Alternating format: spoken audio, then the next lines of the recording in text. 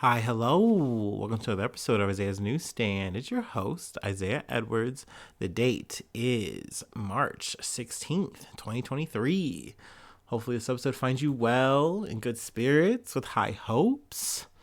As for me, how's my week going? Well, it's my favorite day of the week, so let's start there. Yeah, pros, yeah.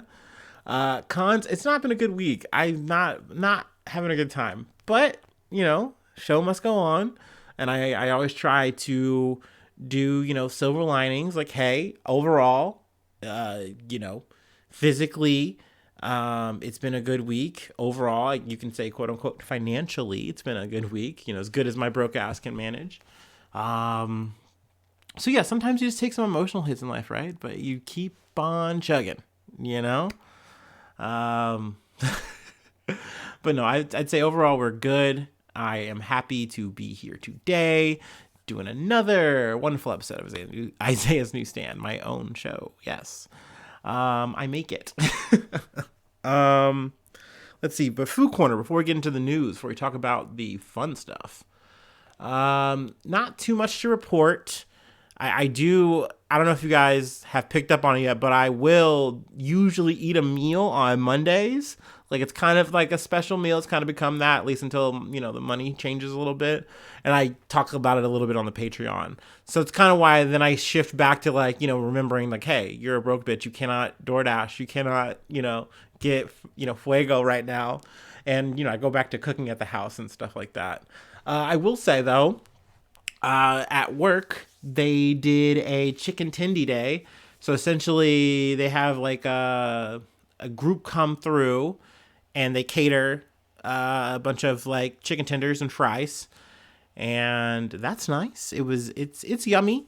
I will say there's this thing, right? When you ever eat like a type of chicken, and it gives you that like I think it's because of the salt, right? And I'm a salt guy. I'm a sodium dude. I'm salacious with it, but I think sometimes if you have too much salt, especially for me, I'll over season with salt. So maybe that's another reason why this is like this often. But I get this like almost metallic taste, like when I eat chicken like that. But I don't know. I feel like when I'm eating something that's like better chicken, I have never had that issue. You know what I mean? And I'm not talking about when you eat like a little fatty piece. I'm talking about like you're just eating the chicken. Sometimes it almost tastes like a metal. I don't know. Let me, you can get back to me on that if you have the answer there. Maybe I'll Google it and go on a little, rabbit hole. So yeah, that's probably the meal. I definitely got to cook, which is also, if you don't, already can't tell that I'm already meandering, haven't even gotten anywhere yet. This is probably gonna be a little scuffed. I'm very tired. I've had a long 24 hours, and yeah, probably not gonna be like pinpointing. I'm going to give you some articles. We're going to do some summarizing. If you don't trust me, that's okay. That's all right. We're living in a crazy dynamic world, and we both have the internet, I hope, so you can always look this up yourself. No, but I'll try to do my best, of course. But I definitely want to just try to talk about some things. Definitely, we're doing a lot of bank talk today. Crazy bank week. Crazy bank month, I think. Yeah, for sure. I think this is definitely a big bank month. But let's see. Let's get started. We actually have some like Russia, Ukraine news to start. Let's see. From CNN. A spat between the U.S. and Russia over a downed drone is escalating. Here's what you need to know. So, here's what I'm going to tell you. Essentially, there was footage that was finally like released this week.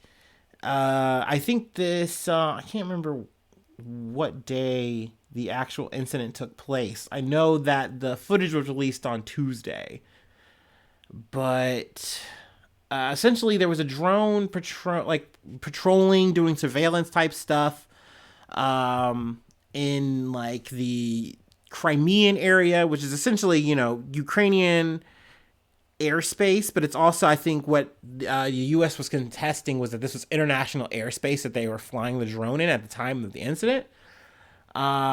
Which the drone was a U.S.-made MQ-9 Reaper, for all the military heads out there, I guess. And then what winds up taking place are two Russian Su-27 aircrafts wind up like flying, and this is like some Top Gun fucking shit. That's literally what I've thought this entire time, like listening to podcasts, reading about this shit. I'm like, this is literally a Top Gun incident, only like, the adversary is Russian in this situation. It's not like ambiguous or whatever.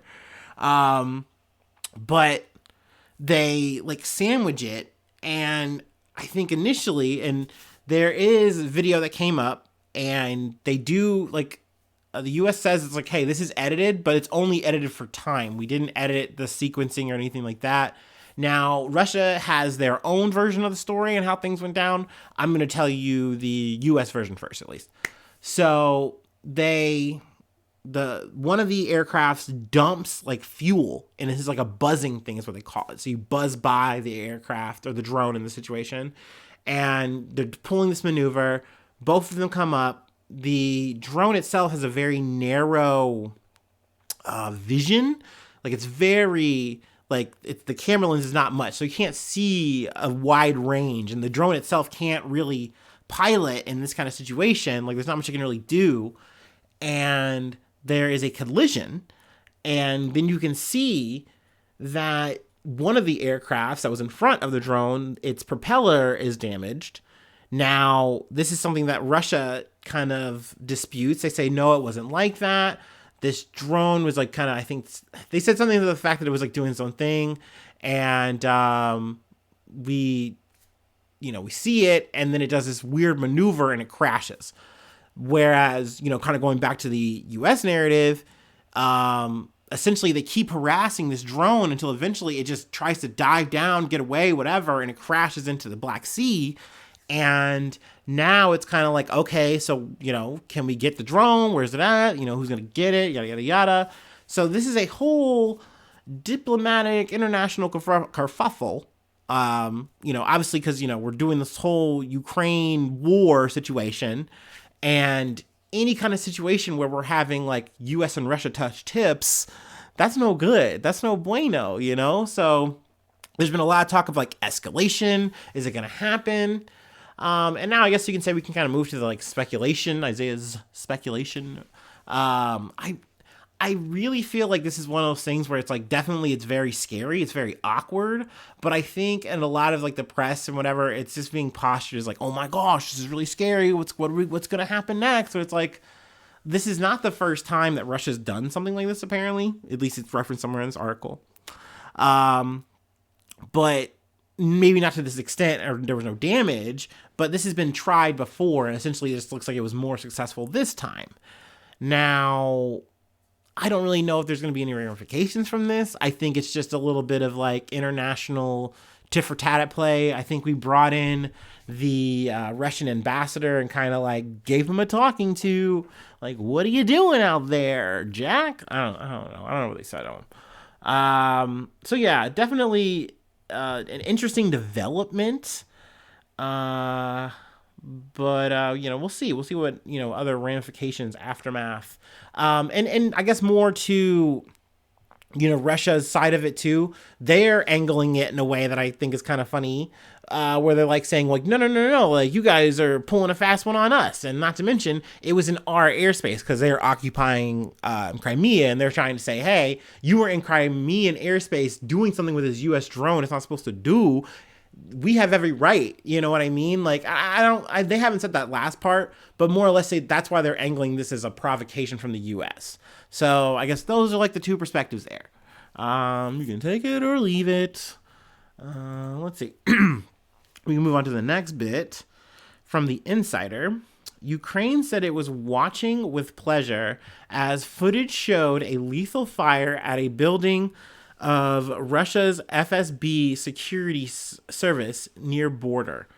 Now, this has been, one of those things where I've read the story and I was like, okay, like, because initially I kind of always go and I read it like head first, I guess I can say. So it's like, okay, there was a fire. It's possible that there was a fire. I buy it, and I buy that line, and I kind of read the story that way. And something though that always is like, it's almost like becoming like a tell when these things happen, is like whenever there's a catty petty response by like a Ukraine, like, government press, military press guy, whatever, it jogs me back to like what's happening, and I go, you should probably be a little bit more critical. And I try to read it with like, more focused eyes or what have you. But a fire broke out at a Russian FSB, which is like the newer modernized version of the Russian KGB, like their, I almost want to say like special service, security type shit. But this broke out Thursday. So essentially I read this article, like I said, at the top of the day, kind of like perused it. And I was like, I mean, yeah, it's possible there's an electrical fires. That shit happens. But the amount of damage that the fire did, now granted, let's see, I found out, one person had been killed and two people were injured. So I was like, oh shit, this is more than like a minor fire. But like, I feel like the Russian side of it kind of played it down a little bit.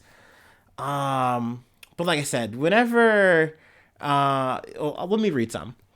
The governor of Rostov, Vasily Golubbev, said on Telegram that a short circuit in a building's electrical wiring caused the fire, which then spread and caused fuel tanks to explode. It's always like this Michael Bay explosion when they try to play this shit down. It's like, bro, say less. Say less. Like, you're making it a movie, but then saying it wasn't that major. Like, come on, bro.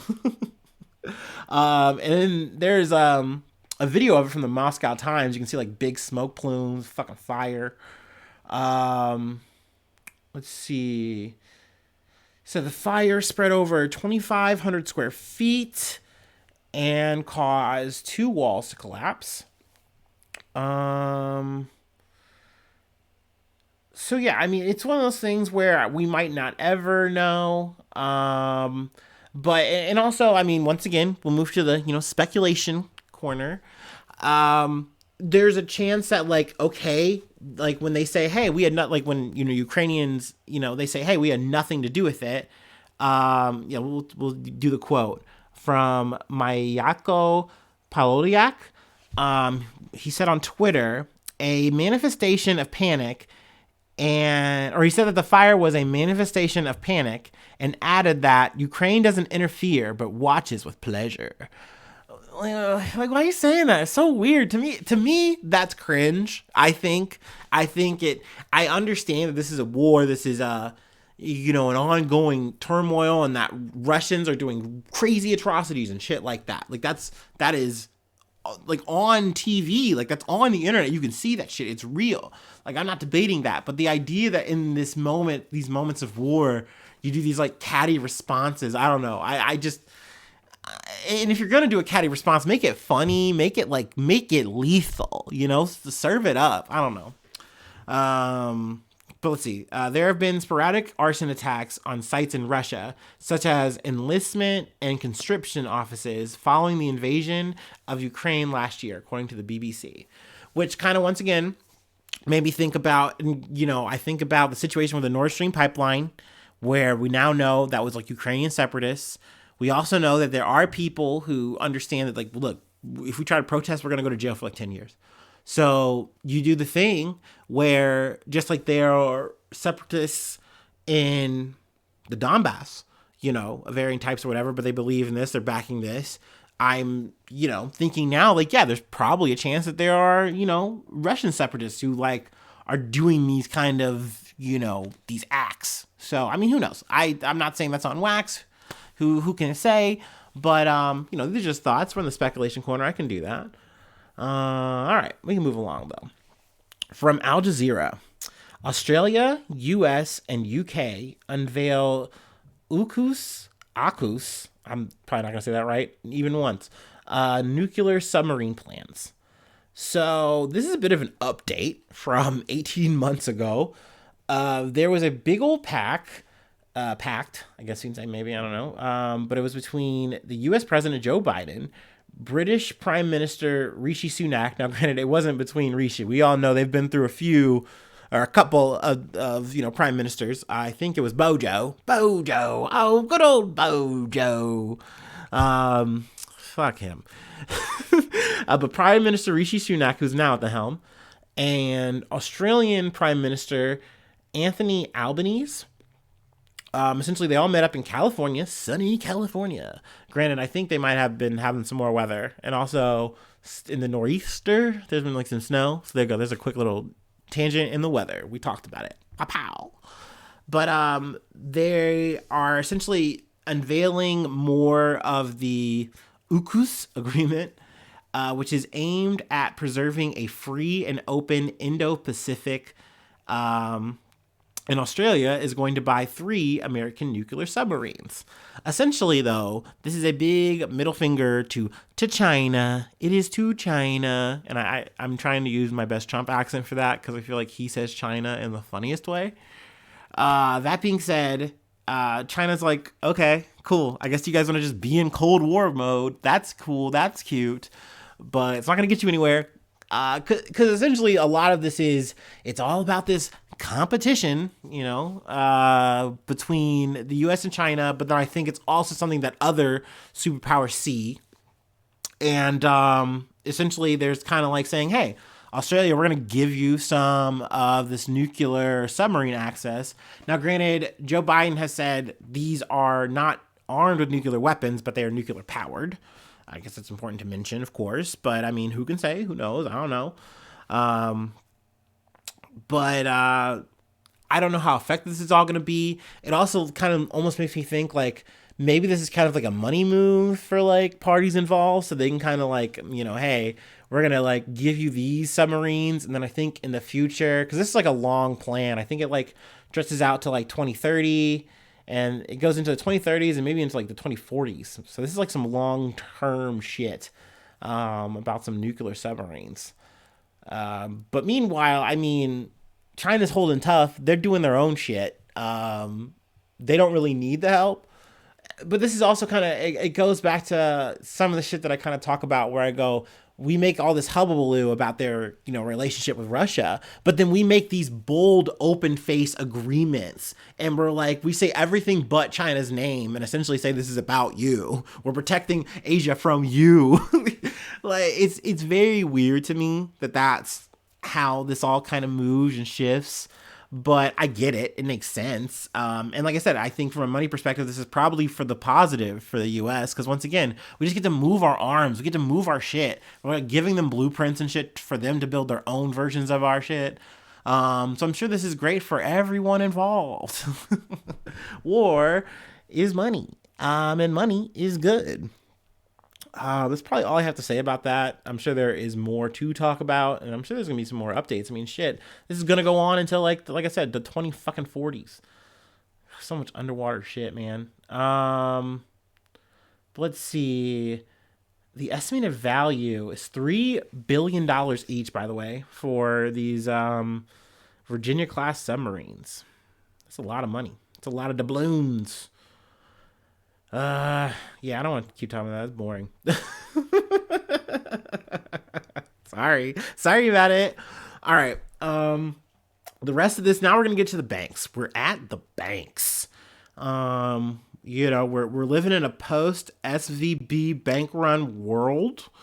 So there's a lot to get into. I also feel like I have like personal updates. I don't even want to call this like a corrections corner, but I feel like it's just one of those things where you learn more and like you kind of shift on how like you just view the shit. I don't know, so let me take my little break. I'm gonna take I don't even feel like it's early because essentially we're gonna do the last two. It's kind of a fusion.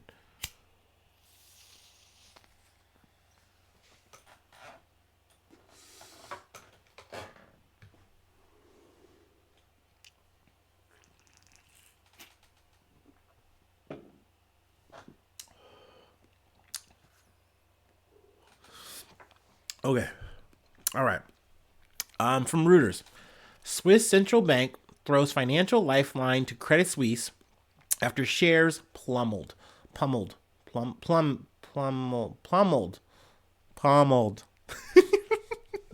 Okay. So, like I said, this is an update, but this is also new. These are like dominoes falling, and we're just kind of watching them. But like I said, SVB, they had their not bailout, but like I said, how I'm learning things, this definitely feels like a bailout. Like, obviously, like like Joe Byron said, he's like, look, we're not paying out any investors in this situation. We're only making sure that the customers are made whole, that the depositors are made whole. And that sounds good. Also, a thing I had said from the article I looked up, like, okay, these are startups and they're like healthcare startups and stuff like that. But the more I've learned and listened or whatever, I'm seeing that a lot of these startups are just stupid shit. I hate to say that because that sounds mean. Like, don't get me wrong. Like, I love the idea of like innovation and all that shit, but I also do not give a rat's ass about a startup that's like doing bikinis and things like that. Like, they really did have a wide range of things that, in terms of like customer base. But it was also very weird, right? Because this is a bank, but you can't bank with us unless you do like loans and stuff with us. But we'll also like, start up your potential, thing you want to do. So like it's this weird kind of relationship that you're building with these, with your customers here, with your bank customers and stuff like that. And it just becomes this weird also House of Cards thing where this is a newer bank and the person who's running the bank, I don't have his name privy to me right now, but essentially said, we need to like get some of these restrictions off of our back. I think it's like the Dodd-Franken or whatever, listeners can correct me or whatever, but it was this act that came up like post 2008 bank crash. And essentially it was, help strengthen regulations. But these regulations were going to kind of bog him down. He didn't want to be bogged down by the fees and the restrictions make you slower. We can grow faster if we get this shit lobbied out. So that's what him and a couple other like bank, motherfuckers, they all got together. And I think it was in 2018 they got these things lifted. So it's all like, oh my gosh, that's crazy. Why are you doing that? Like, just to grow your shit faster so you can get your shit bigger so that more people can make more money. It's greed. It's the same thing that we are fighting and scared to have happen. And now essentially we see it happen. And now granted, we have this banking slush fund of like, I think like $100 billion that banks have paid into. And that's why this isn't a bailout, quote unquote, is that this isn't taxpayer money. But at the same time, they're supposed to be FDIC insured, right? Which is what they are, but you're only supposed to be insured $250,000. Once you go beyond that, you're fucked. That's the way that works. But there's a lot of these depositors who knowingly had that money in there, and then when this shit all happened that we described about from, the previous episode about SVB, it just triggered this whole situation, and everyone just left in the fucking wind, piss on their pants. That's how it's supposed to be, right? If you was the average Joe, that's how this would have been. And once again, I'm learning this shit throughout the week and it's making me upset. You know what I mean? And you see that all these rich guys got together and said, wait. We need to spend this. We need to make sure that people know that if it could happen to us, it could happen to you. And like next thing you know, you got Mark Cuban talking about this shit, saying like, oh yeah, this could happen to you. Like, you should be made whole here, yada, yada, yada. And it's like, this was unforeseen circumstances, like bullshit. At the end of the day, like, I'm not saying that I want people's, businesses to fail. I want people to get paid, all these kind of things. But at the same time, these banking rules and regulations were set up for a reason. These stopgaps where it's like you only get this much are set up for a reason. And this bank took advantage of this shit so they could like vacuum Kirby all the money, and they are supposed to pay for it. Like, that's just how it's supposed to fucking go. But because you need to have the security in the banks, and because this money has been made to do the things it's supposed to do, like I said, this bank slush fund, that's why we're here. That's why SVB got saved. That's why Signature got saved. So it's like, okay, fucking whatever. It is what it is. So I'm thinking, all right, things are going to be okay. But the ramifications kept on coming. And now we can kind of get back to Credit Suisse, which, if you're not a long-term listener, we've talked about Credit Suisse before. I got to tell you, I was not surprised to see Credit Suisse in the news this year. But I will say I'm surprised to see them on the ropes over this shit. Over potential a bank run situation again. Essentially, the thing that got me hooked on a Credit Suisse, I think we've covered it maybe a couple of times, but excuse me, excuse me, moi. The thing that got me into them were it was a Reuters article. Credit Suisse found guilty in cocaine cash laundering case. That just so I needed it. I needed that in my veins. I had to talk about it. So I'm not surprised. They're no stranger to the news and crime, but the fact that they're here getting a what I'm calling a pre bailout, because once again, this isn't necessarily an American thing. We're not handling that, but a Swiss regulator, they pledged a liquidity lifeline to Credit Suisse in an unprecedented move by a central bank after the flagship Swiss lender share tumbled as much as 30% on Wednesday. Now, I believe they had an investor decline to like reinvest in them in the future or something to that effect. It might have been like a Saudi investor, something like that. But essentially, this whole news plus what's going on from the SVB fallout have people going, oh shit, oh shit, oh shit, oh shit, oh shit. We're scared. And, you know, a bigger bank had to come. Oh, no, no, no, no. We got you. This is okay. We're going to be okay. This is going to be all right. We're going to give you a loan. You can use it if you need to. And essentially just inspiring confidence in Credit Suisse. So, like I said, Credit Suisse is no stranger to danger. But apparently, though, they are, potentially in a lurch if people made a move to, pull out all their money.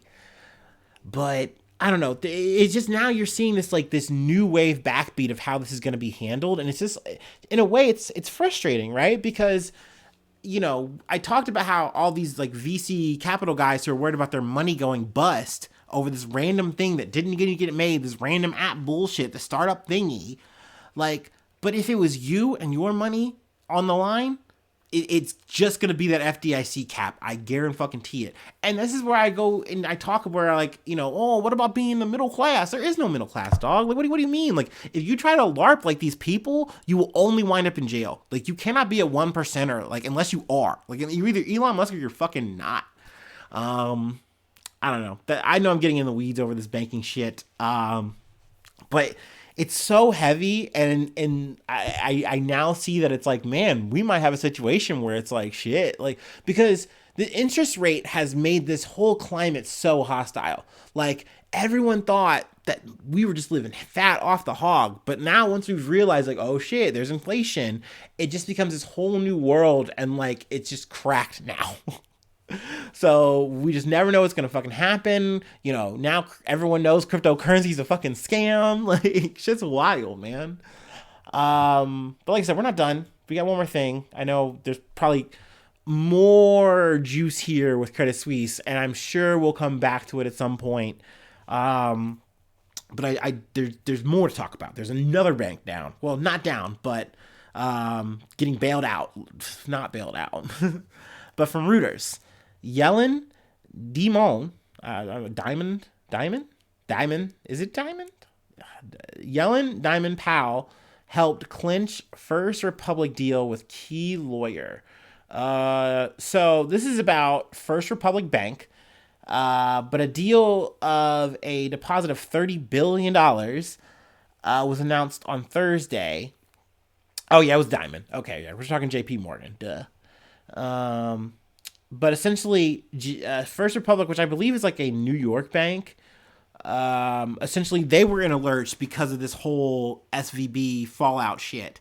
So, essentially, once again, we're talking about this pre-bailout money. Hey, we see things are scary. We want to make sure that the banks are confident. We want to have high confidence in the bank. Low? I don't want to say the joke. It's not even worth it. But, low confidence. That's the hint. But yeah, we're rescuing these banks, bro. Even and Janet Yellen, who I really don't focus too much on, but it's very annoying for her to be oh yeah, we're not doing a bailout. This is not what it is. But essentially doing something that is essentially a preemptive version of that, in my opinion. But and talk about all this confidence where you clearly see the numbers are telling you that she's lying. Like that's what's annoying to me, because I read the shit. I read the shit firsthand like a fucking dummy, like a fucking lemming. And it's like, it makes me feel silly when I finally get more perspective on the shit. But that's why I love the internet. You know what I mean? I think that's a great tool that we have at our disposal. I think if you do your research with a good mind, I'm not saying that I have the best one, but I'm saying, like, you do it with a good head. You try not to be too, I don't know, personal or biased. You just try to, like, look at information and just take it in. I feel like it gives you a lot better perspective than, let's say, someone like even 50 years ago. You know what I mean? They would have been living by, like, in Bikini Bottom by comparison. I don't know, man. But yeah, I mean, they got bailed out. Another one didn't bite the dust. Awesome. At the same time, though, I guess I want to play devil's advocate with myself here. It is always good, I guess, to have these smaller banks, because it, quote unquote, inspires competition amongst the banks. You don't have any monopolies, which, don't get me wrong, I definitely don't want to see monopolies. Monopolies are a big problem. But I also wonder, like, why do we have all these fucking banks, especially if they can just fall like dominoes like this? That's something that's making me think emoji, think emoji, think emoji. But I don't know, man. I'm just a fucking dummy. I really like to make that a thing. I have no accolades or credentials to be here. I just wanted to talk about some news. That's how we wound up here. But yeah, that's all I got. I thank you so much for listening to me. If you would like to support the podcast, get a little bit more shit out of the podcast, I have a Patreon. Patreon.com/Isaiah News. You can get bonus episodes. You can get quick access to the Discord. It is free already, but, quick access gets you on there quick like. And then also you get a shout out every month. Also, shout out to a new newsie, Edward Haas. I thank you so much, man. You're the best. I'm already going to tell you what he would plug, even though he hasn't told me, because I'm a part of it sometimes. Commander's Conclave. Sorry. It is an amazing YouTube video Magic the Gathering thing. We play a lot of Commander, stuff like that. It's his thing. I'm just like a guest on it sometimes, but that is something you should check out. And so that's a free plug. I do that, free plug that you paid for. You know how it goes. I just throw that on there. Throw that on top. If there's a free way you need to hit me up, though, isaiahnews1@gmail.com.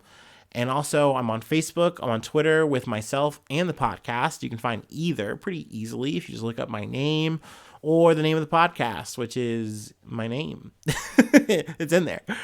That's it. That's all I really got. I thank you so much. If you have made it this far, you're the best.